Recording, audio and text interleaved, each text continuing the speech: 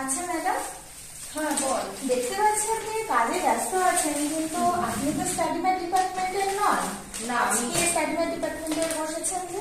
হ্যাঁ অ্যাকচুয়ালি এই ডিপার্টমেন্টটা মল্লিকা ম্যাডামই সামলায়, আচ্ছা, কিন্তু হ্যাঁ। এখন এত স্টাডি মেটেরিয়াল ডিপার্টমেন্টে চাপ এসে গেছে, যার জন্য এক প্রকার বাধ্য হই আমি ওনার কাজে একটু হেল্প করে দিচ্ছি। এতটা চাপ বেড়ে গেছে study ভীষণ material? চাপ বেড়ে গেছে। আচ্ছা, এই স্টাডি মেটেরিয়াল গুলো কতদিন লাগবে বেরোতে? এগুলো কালকেই পোস্ট করা হবে। স্যার আমাকে বলেই দিয়েছেন যে গত 7 দিনে যে 25 জন নেট থেকে এনরোল করেছে আমাদের কাছে, আমার কাছেও, এবং তাদের স্টাডি মেটেরিয়াল গুলোই এখন রেডি করা হয়েছে এবং আচ্ছা। কালকে আমাকে ইমিডিয়েটলি বের করতে হবে। ও।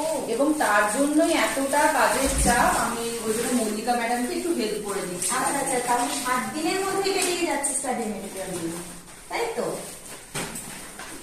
হ্যাঁ হ্যাঁ, 7 দিনের মধ্যে। আচ্ছা, তাহলে নেট সেট আর কি নেট সেট, সংস্কৃত এবং বাংলা। বাংলার উপর। হ্যাঁ। ঠিক আছে, তাহলে আপনারা কাজ করুন। একদম। ঠিক আছে।